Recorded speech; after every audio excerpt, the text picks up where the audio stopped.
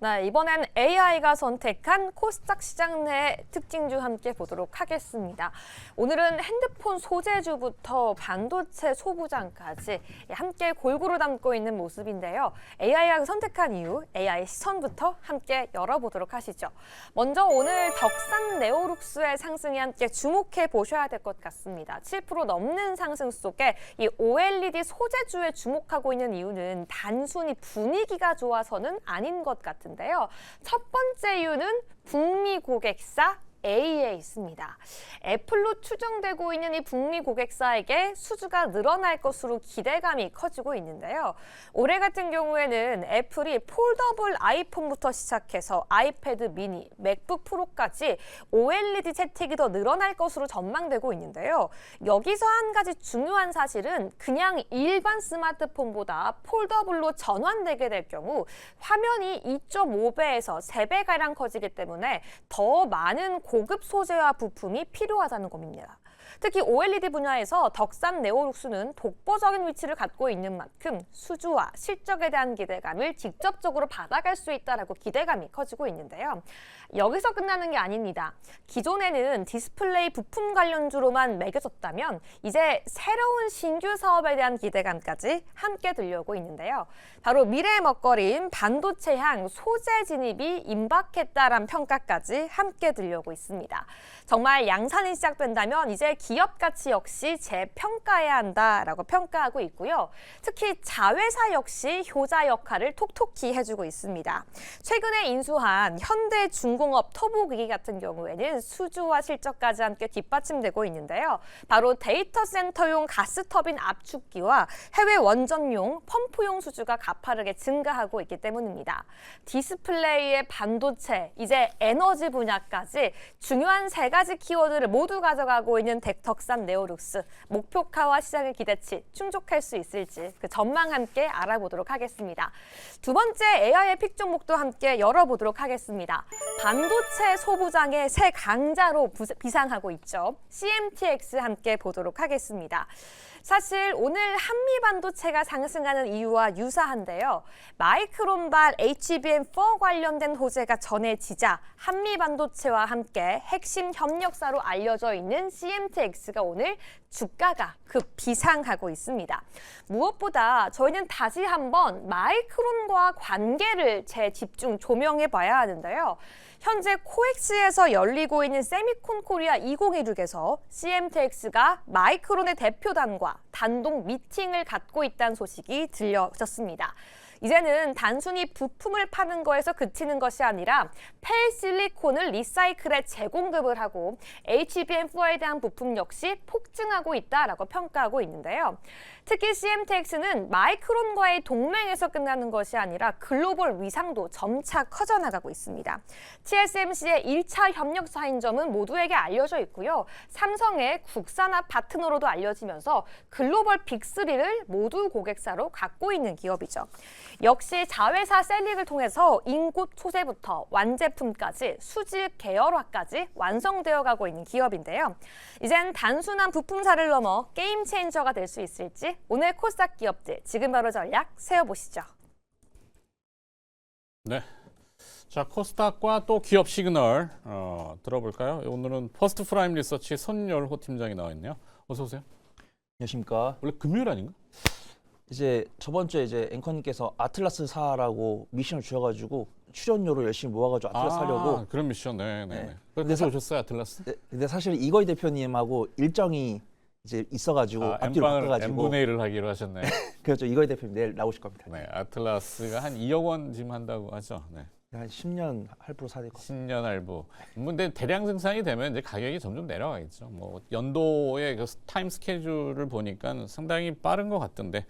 자, 현대차, 뭐 보스턴 다이내믹스의 아틀라스는 그렇다 치고, 아까 덕산 네오룩스하고 CMTX. 사실 아틀라스에 들어가는 부품들의 연관성을 보면은 전혀 개연성이 없다고 할 수는 없어요. 제가 뭐 우스갯소리 반 진반으로 우리 왜 원전 테마 막 이런 거 얘기하는 방산 테마 안에는 겹치는 기업들 삼성전자가 왜 원전에 안 들어가겠어요, 그죠?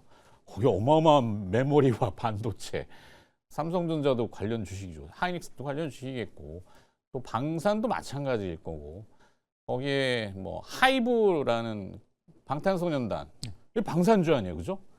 아미 완벽한 테마인 것 같습니다. 테마죠. 네. 자, 웃자고 한 얘기고 덕산 네오룩스.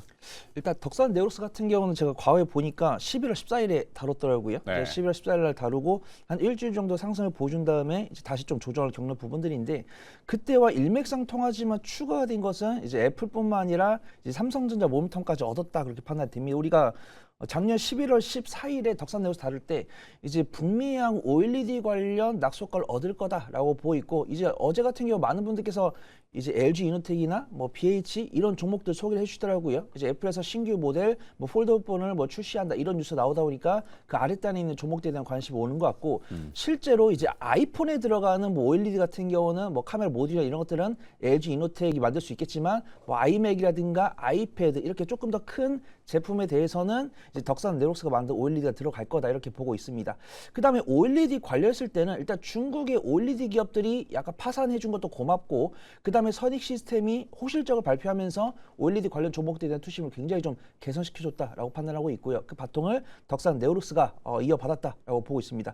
이번에 연간 실적을 발표했는데 매출액 같은 경우는 62%, 그 다음에 이제 영업이익 같은 경우 15.8% 증가시키면서 OLED가 여전히 좀 중국의 막강한 공격 앞에서도 국내 OLED 관련 기업들이 좀 선방하고 있다 이런 평가를 받고 있는데 증권사 리포트를 보니까 이번에 애플에서 나오고 있는 아이패드나 맥뿐만 아니라 삼성전자의 뭐 갤럭시 S26 이런 쪽에도 이제 OLED 같은 경우를 덕산 네오룩스가 납품할 거다 이런 뷰가 있습니다. 그 다음에 덕산 네오룩스의 또 자회사가 있는데 이 기업이 또 원전이나 이런 관련 이제 어떤 발전 부품을 만들고 있기 때문에 로봇이라든가 원전 관련 모멘텀을 얻을 수 있다라고 평가를 받고 있습니다. 이 기업을 이제 2025년 냈던 연간 실적을 기반으로 했을 때는 약간 기업 가치 5천억 원 이상 될 수 있다. 이런 평가 받으면서 애플, 기존 애플 모멘텀, 그다음에 삼성전자 모멘텀, 그다음에 자회사 모멘텀까지 세 가지 모멘텀이 운축되면서 좀 좋은 모습 보여주고 있다라고 판단되고 있고요. 수급동에 보니까 4개월 연속 기관 순매수 지금 21선과 61선 이탈 없이 맥점 잡은 시점은 이제 2월 9일이고 이때 외국인과 기관의 쌍끌 순매수가 들어왔고요. 지금 5일선이랑 11선을 순차적으로 돌파해주고 있는데 이 수급동의 기관과 그 다음에 어제에서 오늘까지도 외국인 순매수 들어오고 있는데 이 금액이 점진적으로 증가를 하고 있기 때문에 저는 분할 매수 관점을 지켜보시면 좋을 것 같다. 좀 판단해 보도록 하겠습니다. 분할 매수 덕산 네오룩스. 뭐 특별한 특징? 일단 저는 이제 앵커님께서 말씀해 주신 것처럼 네.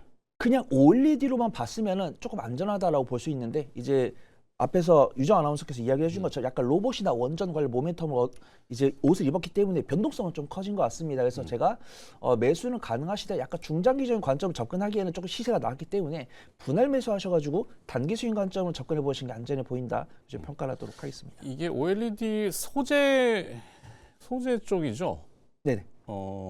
장비라면은 이제 장비는 변형을 좀 시켜서 선익 시스템이 이제 뭐 증착 장비로 이제 근데 사실 소형이죠, 그건. 예전에 연구실이나 팹 단위에서 이제 좀 쓰던 거. 대형은 글로벌로 나가면은 경쟁이 잘 안 되니까 뭐 채산성도 좀 어렵고. 근데 이제 그런 증착 장비라는 게 OLED는 이제 휴머노이드의 개화와 더불어서 공유를 가질 수 있는 LCD는 이게 접을 수가 없으니까 이게 부러져 버리니까 평평해야 되고 딱딱하고 근데 OLED는 공유를 갖고 그 공률이 넓으면은 접을 수 있으니까 그래서 휴머노이드의 개화와 더불어서 또 하나 하더니 이제 요즘에 태양광 전지에 이제 페로브스카이트를 증착할 때 사실 그게 장비가 어떻게 쓰이는지 저도 잘 몰라요. 근데 증착이라는 개념으로 자꾸 이제 도입하다 보니까 선익 시스템이 확 솟고 컨보이 주도가 생기니까 야 그럼 뒤에 또 뭐 있어 소재도 이러니까 덕산 네오룩스가 가잖아요. 약간 후발성이 있기 때문에 조금 약하다.